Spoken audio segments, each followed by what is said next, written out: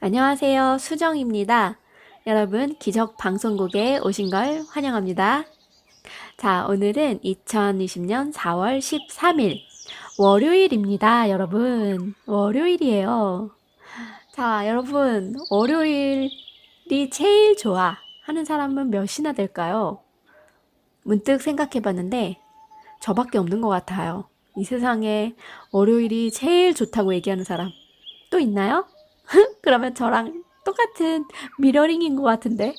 제가 왜 월요일이 좋냐면은 모든 사람들이 월요일이 싫다고 하고 얼굴 막 찌푸리면서 출근하고 밖에 나오고 이 미친 날씨에 이렇게 사랑이 퐁퐁퐁 솟아나는 이 4월의 월요일에 왜 그런 인상을 쓰고 다니시나요?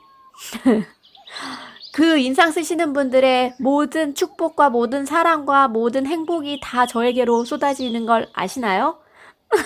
난 월요일이 제일 좋아 하면 월요일에 얼굴 찌푸린 사람들의 행복과 사랑과 축복, 은총들이 다 저에게로 쏟아져 옵니다. 감사합니다, 여러분. 인상 많이 많이 쓰시면 저는 그만큼 더 행복할 것 같아요. 감사합니다. 자, 오늘은 Be Rich, 나를 부자로 만드는 생각, 로버트 콜리어 지음, 박봉호 옮김, 느낌이 있는 책입니다. 자, 소망이 어떻게 작용할까요? 그것을 알기 위해서 먼저 우리 몸을 구성하고 있는 기본 단위인 신경세포, 그리고 섬유세포, 근육세포, 이런 거에 믿을 만한 연구지에 이 설명이 나와 있대요. 읽어봐 드릴게요. 자, 믿을 만한 의학 연구지의 전형적인 신경세포 그림을 한번 봅시다. 단번에 신경세포체, 세포체 한쪽으로부터 섬유가 길다랗게 뻗어나와 있는 게 보일 것이다. 이것은 근육 조직이나 피부의 특정 부위와 연결되어 있다. 또한 이 섬유는 신경세포의 일부분으로 자극이나 명령을 신경세포가 통제하는 근육으로 전달하는 일을 수행한다. 이런 과정을 통해 신경에너지는 근육에너지로 바뀌게 된다. 생각과 감정, 욕구는 신경세포에 충격을 주게 되고 근육을 활성화시키는데 필요한 자극을 제공하게 된다. 자, 이제 신경세포를 관찰한 것처럼 마음을 움직일 때 어떤 일이 일어나는지 알아볼까요? 당신은 하나님께서 창조한 위대한 세계를 구성하는 하나의 세포라고 할 수 있는데요. 여기서 조물주라고 합시다. 조물주님께서 창조한 위대한 세계를 구성하는 하나의 세포라고 할 수 있는데요.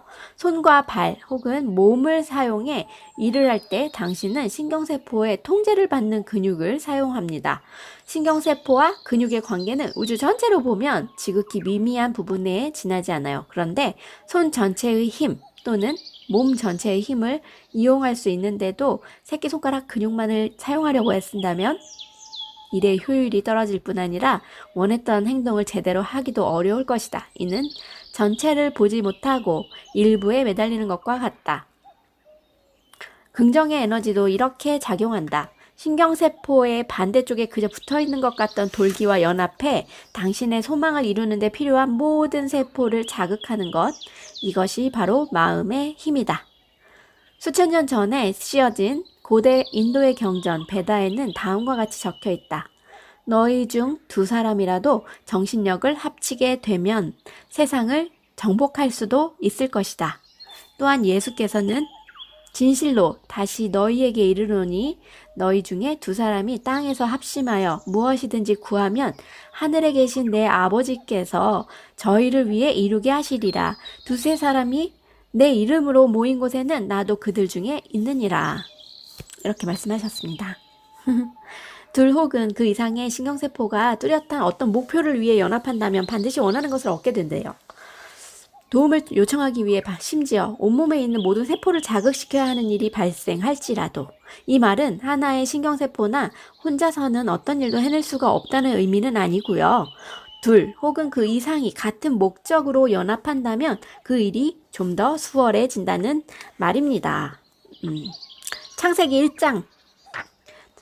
1장을 보면 하나님께서는 인간에게 땅 위의 모든 것을 다스리라고 말씀하셨다. 하나님이 자기 형상 곧 하나님의 형상대로 사람을 창조하시되 남자와 여자를 창조하시고 하나님이 그들에게 복을 주시며 그들에게 이르시되 생육하고 번성하여 땅에 충만하라. 땅을 정복하라.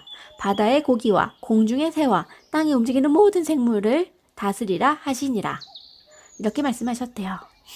저는 기독교는 아니지만 창세기라는 거 굉장한 책이잖아요.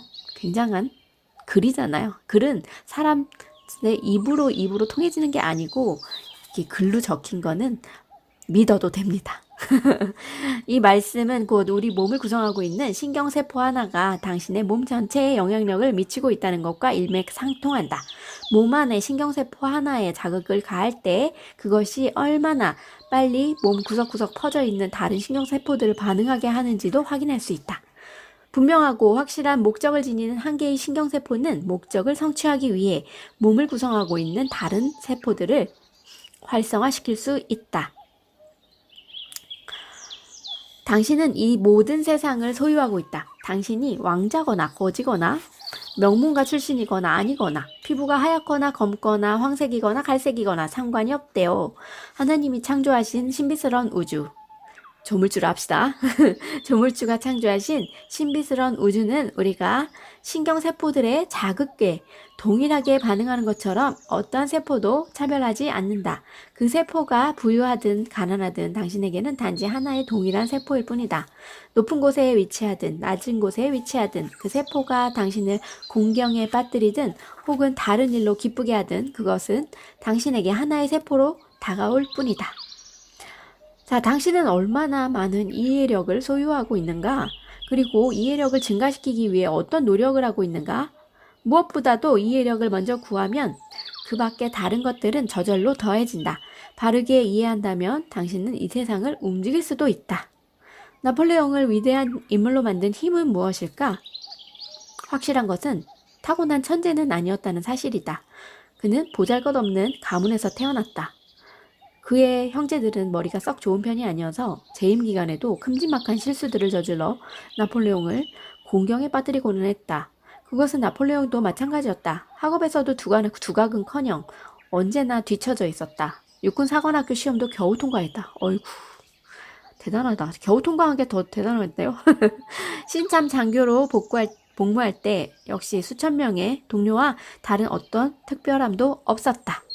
그리고 자신의 운명이나 능력에 대해 남들과 다른 특별함도 지니고 있지 않았다. 실제로 그가 쓴 편지를 보면 그의 내면이 어땠는지 알 수 있다. 그는 자신의 미래에 대해 절망하고 있었으며 심지어는 죽고 싶다는 생각도 자주 했다. 그런데 무엇이 불평으로 가득하며 용기도 없던 그 가난에 찌들던 평범한 남자를 전 유럽의 지배자이자 시대를 아우르는 운명의 남자로 바꾸어 놓은 것일까? 미국에도 나폴레옹과 같은 위대한 인물이 있다. 바로 링컨이다. 그는 배운 것 하나 없는 개척 농부의 아들이었다. 그는 얼마간 벽지에 학교를 다니긴 했지만 이내 그만둘 수밖에 없었고 19세가 될 때까지 고된 농장 일을 해야 했다. 그 얼마간의 배움이 그가 누린 유일한 학교 교육이었다. 헨리 포드는 어떤가? 그는 미시간주 한 농장의 평범한 환경에서 태어나 지역 학교에서 교육을 받았다. 그는 드라이독 엔진 회사에서 견습생으로 일하며 기계, 수리공 일을 배웠으며 밤에는 보석 세공인 밑에서 일했다. 부모가 흑인 노예였던 조지 워싱턴 카버는 태어난 지 6주가 된 어느 날 밤 복면을 한 기마 단원들에게 어머니와 함께 악한 소 주로 납치되었다. 다행히 그는 300달러짜리 말 한 마리와 교환하는 조건으로 풀려났지만 그의 어머니는 끝내 돌아오지 못했고 이후로 다시 어머니를 볼 수 없었다. 결국 카버는 혼자 힘으로 살았고 그러면서도 고등학교와 대학교를 졸업했다. 졸업 후 그는 과학자로서 농산물을 산업 용도로 개발하기 위해 끊임없이 실험을 계속했다. 그리하여 런던 왕립협회 회원이 되었고 그 공로를 인정받아 스핑간 메달과 루스벨트 상을 받았다. 지금까지 언급된 사람들은 당신이나 나와 다를 바 없는 사람들이었다. 당신보다 우수한 두뇌나 체력, 능력을 가지고 있었던 것도 아니다. 그들의 일반 전반기에는 어떠한 천재성도 드러나지 않았다. 당신이나 내가 그래왔듯이 꾸준히 자신의 길을 걸었고 그 길을 더 열심히 걸어갔을 뿐이다. 그리고 어느 날 갑자기 그들이 사회적으로 높은 지위와 능력을 가지고 두각을 드러내기 시작했을 때 누구보다도 놀란 사람들은 바로 자기 자신을 최고라고 자부해왔던 나폴레온이나 링컨, 카버의 동료들이었다. 에드가 게스트의 시 한 편을 살펴보자. 위대한 사람들도 한때 당신과 다를 바 없었다. 오늘날 사람들이 우러러보는 그들도 실패의 삶을 살면서 한치 앞을 몰라 당황했으며 위대한 인간은 마법에 의해서나 만들어지는 것이라고 생각했다. 스스로 할 수 있는 일임에도 불구하고 두려움 때문에 성공의 여신이 그 왕관을 아직 씌워주지 않았을 뿐이다. 당신도 가지고 있는 그 왕관을. 자, 여러분, 왕관을 다 들고 계세요, 다들. 그런데 성공의 여신이 그 왕관을 아직 씌워주지 않았을 뿐이래요. 모두 다 그 가지고 있는 명확하지 않은 앞날을 볼 수 없다는 그 두려움 때문에. 여기 이런 좋은 시가 나오네요. 너의 모든 능력, 너의 모든 에너지, 지혜, 믿음과 희망, 자신감과 끈질김으로 일관적으로 원하는 것을 쫓는다면 지독한 가난, 굶주림, 수척함, 육체의 질병, 정신적인 고통도 당신이 간절히 원하는 것에서부터 당신을 돌아서게 할 수 없을 것이다. 끈질기고도 완강하게 포위해서 끝까지 공격하면 반드시 원하는 것을 얻게 될 것이다. 좋네요. 공격합시다. 원하는 걸로. 하트 뿅뿅. 자, 이 시가 이야기하듯 신비한 힘이 만약 당신의 목적을 성취하는 데 필요하다고 생각한다면 온 우주를 움직여 사용할 수도 있고 국가 하나 혹은 전 세계까지도 당신의 발밑에 둘 수 있대요. 이것은 한 개의 신경세포가 움직여 온몸을 움직이는 데 필요한 힘을 구현해내는 것과 같습니다. 뚜렷한 목적과 그에 대한 온전한 믿음은 삶과 죽음, 그 밖의 다른 것들까지도 그에 비하면 사소하게 여겨질 정도로 강력합니다. 사랑은 이와 같은 신비한 힘을 만들어내요. 사랑하는 사람을 위해서라면 못할 일도 없고 온갖 위험을 감수할 수 있잖아요. 그것이 사랑입니다. 하지만 그 가장 위대한 것은 세상을 변화시키는 인간의 끊임없는 열정이래요. 그래서 우리가 원하는 게 있다면 마법이 일어날 수 있습니다. 마법에 대한 믿음, 행운에 대한 믿음. 그래요. 행운 사용법. 초점의 법칙. 우리 초점 알잖아요. 내가 원하는 것만 계속 생각하는 거야. 그러면 그것이 딸려오잖아요. 네. 자기 능력에 대한 전적인 확신 같은 것들은 크든 작든 모든 신비한 힘이다. 그 중에서도 가장 큰 힘은 당신 안에 있는 하나님에 대한 믿음, 우리 안에 있는 그 은총에 대한 믿음, 부처님에 대한 믿음. 당신 내면에 존재하는 신비한 힘을 밖으로 표현해내기 위해서는 믿음의 분량을 채워야 한다. 믿음의 분량을 채우는 것은 목적에 대한 분명한 믿음과 확신이다. 믿음은 오직 당신을 통해서만 실현된다. 우리 다 그런 믿음을 갖고 있잖아요. 그죠? 네. 자, 우주에 존재하는 모든 것은 하나의 핵에서부터 시작된다. 한 개의 전자가 그것을 중심축으로 회전하면서 운동하기 시작하는 것과 동일한 원리. 전자가 움직이면서 발생시킨 자기력은 주변에 성질이 동일한 다른 입자들을 끌어당기는 성질이 있다. 전자가 움직임을 일으키는 핵으로서 핵심적 역할을 감당하고 그 핵의 운동 속도가 지속되는 동안 자기력의 크기가 무한대로 늘어나게 된다. 전자가 분해되고 소멸되는 때는 단지 어떤 원인으로 인해 전자의 속도가 감소되는 경우에 한해서다. 당신에게 만물을 움직일 수 있는 에너지가 존재하는가? 어렵게 생각할 거 없다. 간절히 바라는 소망과 그것을 확신하는 믿음에서 비롯된 생각 하나만으로도 조건은 충분하다. 당신이 작은 사업체를 하나 갖고 싶어 한다고 가정해보자. 필자와 친분이 있는 어떤 사람의 체험을 통해 그 사람이 어떻게 자신의 꿈을 이루어냈는지 살펴봅시다. 브루스가 플로리다주 잭슨빌 지역에서 자동차 정비 사업소를 운영해보기로 결심했을 때 그의 수중에는 $23가 있을 뿐이었다. 그는 가진 돈에서 14달러 40센트를 떼어 사업에 필요한 몇 가지 장비를 구입했다. 그리고 월세로 들어간 집 뒷마당에 자동차 2대가 겨우 들어갈 정도의 공간을 임대해 간판을 세웠다. 그는 수익을 내기 위해 간판에만 의존하는 안일한 방법에 머무르지 않고 자동차 정비 분야에서 자신을 따라올 사람이 없다는 확신과 그 지역에서 그 일을 해낼 수 없다는 사람, 자기뿐이라는 분명한 확신이 있었다. 와, 대단하다, 대단하다. 오직 자신감만으로 그는 지역에 사는 전문직 종사자들을 차례로 방문하기 시작했다. 새로운 정비소에 대해 소개하고 자신의 정비소에서는 다른 곳에서는 받을 수 없는 차별화된 서비스를 제공한다고 광고했다. 처음 몇 주 동안 아무 반응도 없었지만 포기하지 않고 끊임없이 사람들을 찾아다니며 홍보하는 일을 멈추지 않았다. 그리고 더 많은 사람에게 광고하기 위해 편지나 엽서를 이용해 자신만의 차별화된 자동차 정비 서비스에 대해 알려나갔다. 홍보를 시작한 지 한 달 정도 지나자 476달러 80센트의 순이익이 발생했다. 그때가 봄이었다. 지금이네요? 6월이 되자 그는 전보다 더 넓은 장소로 사업장을 옮길 필요성을 느꼈다. 와, 저도 에너지가 느껴져요. 다른 정비소와 차별화된 그만의 서비스를 받기 위해 뒷마당 간이 정비소에 정기적으로 들르는 단골 고객이 591명이나 되었기 때문이다. 와, 그 다음에 2월에 다시 한번 사업장을 옮겨야 했다.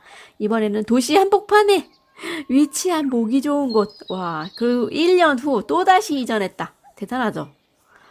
대단하죠, 대단하죠. 단골 고객 상당수가 근무하는 사무실과 접근성이 쉬운 곳으로 상업지구까지는 불과 5블록 정도의 거리에 위치해 있다는 최적의 입지 조건을 갖추고 있었기 때문이었다. 그뿐 아니라 그는 자동차 클럽 사업에 진출해 사업 영역을 더욱 넓혀나갔다. 그의 새로운 사업은 크게 성공해 얼마 되지 않아서 플로리다주와 조지아주 전역에 걸쳐 50개의 대리점을 운영하게 되었고 그곳에서 그의 명성, 차별화된 서비스는 입소문을 타고 빠르게 퍼져나갔다.